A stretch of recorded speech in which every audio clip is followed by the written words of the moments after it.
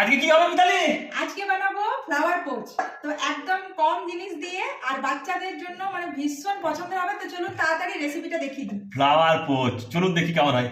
আজকে বানাবো flower poach. আর flower poach বানানোর জন্য আমি নিয়ে নিয়েছি এখানে একটা ডিম। এইটা ডিমের সাদা অংশটা আর এটা ডিমের কুসুম আমি আগে বের করে রেডি রেখেছি। এখানে নিয়ে নিয়েছি সামান্য পরিমাণে স্বাদ মতো নুন।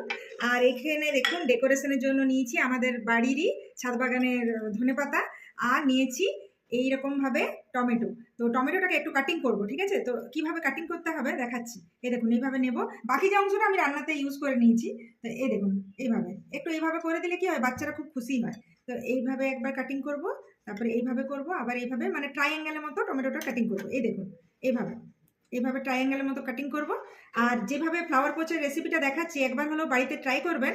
আর কমেন্টে জানাতে ভুলবেন না যে আপনাদের বাচ্চাদের কতটা ভালো লাগলো আর কি। অনেকেই হয় বাচ্চারা খেতে চায় না, তো একটু ডেকোরেট করে দিলে কি হয়, বেশ ওরা খেতে পছন্দ করে আর খুব খুশি হয় বাচ্চারা। তো বাচ্চাদের একটু প্রত্যেক দিন একটা নতুনত্ব জিনিস চাই। তো দেখুন এখানে আমি ইন্ডাকশন অন করে নিয়েছি আর এর মধ্যে দিয়ে দেবো সামান্য পরিমাণে সর্ষের তেল। তো দেখুন এখানে তেল গরম হয়ে গেছে আর তেলটাকে একদম চারিপাশে এইভাবে ফ্রাইং প্যানের মধ্যে ছড়িয়ে নেব। ডিমের যে সাদা অংশটা আছে এটা এইভাবে আমি একটু ফেটিয়ে নিলাম। ফেটিয়ে নেওয়ার পরে এইভাবে ফ্রাইং প্যানের চারিপাশে দিয়ে দেব। তো এই দেখুন এখানে আমি ডিমের সাদা অংশ দিয়ে দিয়েছি। এরপরে এইভাবে ট্রায়াঙ্গেল করা কাটিং করা এইভাবে যে টমেটোগুলো সাজিয়ে সাজিয়ে দেবো। এই দেখুন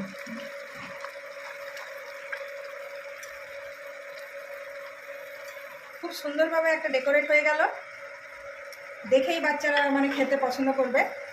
এরপরে আমি এই যে ডিমের যে কুসুমটা এর মিডিলে দিয়ে দেব এইভাবে। তো এই দেখুন ডিমের কুসুমটা এইভাবে আমি মিডিলে দিয়ে দেব। আমি এখানে সুন্দর লাগার জন্য এই দেখুন একটা ধনেপাতা দিয়ে দিলাম। তো দেখতেই পাচ্ছেন একদম কত সুন্দর ফ্লাওয়ার পোচ রেডি হয়ে গেছে। বাচ্চারা এইভাবে পোস্ট, এখানে মনে হচ্ছে একটা সূর্য উঠে আছে না? হ্যাঁ সূর্য, একটা গাছ, কি দারুণ লাগছে। তো এটা হলো ফ্লাওয়ার পোচ। আর এই দেখো এইভাবে একটু উপর থেকে নুন ছড়িয়ে দেবো, এইভাবে স্বাদ মতো নুন দিয়ে দেবো। পোচটা কিন্তু আমি টেস্ট করবো না, পোচটা টেস্ট করবে রাজমির, কারণ রাজমির পোচ খেতে খুব ভালোবাসে। হ্যাঁ তো চলে আসো রাজমির। বন্ধুরা কত সুন্দর ফ্লাওয়ার পোচ রেডি হয়ে গেছে। তো আমি এখানে বাড়িতে বাচ্চাদের জন্য এইভাবেই বানাই। আপনারা কারা এইভাবে বাচ্চাদের জন্য সুন্দর সুন্দর খাবার বানান অবশ্যই কমেন্টে জানাতে ভুলবেন না। আর এই দেখুন একটা নতুনত্ব ধরনের কিন্তু পোচ। এই দেখুন এটা হলো ফ্লাওয়ার পোচ। বাচ্চারা দেখে খুব খুশি হয়ে যাবে। তা আমি আমার বাচ্চাকে ডেকে নিই আর ও খেয়ে বলবে যে কেমন হয়েছে টেস্টটা। আজমি পোচ হয়ে গেছে, চলে এসো। রাজমির চলে এসছে পোচ খাওয়ার জন্য। রাজমির খেয়ে বলবে পোচটা কেমন হয়েছে। না খাও, একটা চামচ দিলাম, খেয়ে গরম আছে আস্তে আস্তে। হ্যাঁ ফু দিয়ে দিয়ে খাবেন। এখানে রাজমির পোচ খাবে, রাজমির টেস্ট বলবে। হ্যাঁ রাজমির খুব পছন্দ করে পোচ খেতে। টেস্টটা বলবে কেমন হয়েছে। ভালো হয়েছে, খুব সুন্দর, খুব সুন্দর হয়েছে। এই পোচটা একদম অন্যরকম না, এটা ফ্লাওয়ার পোচ দেখো। ও আর ওটা কি, এটা কি খেলে, সাইডেরটা কি খেলে? টমেটো। তাহলে দেখতেই পাচ্ছেন টমেটো খাওয়া হচ্ছে, ধনেপাতাও খাওয়া হচ্ছে, যেখানে বাচ্চারা কিন্তু টমেটো এসব খেতে চায় না।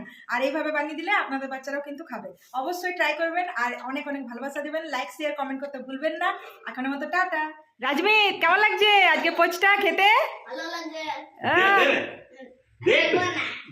এই বাচ্চার খাবারটা একদম দেখেছো, মানে বাচ্চা তো বাচ্চা, বাচ্চার বাবারও খেতে।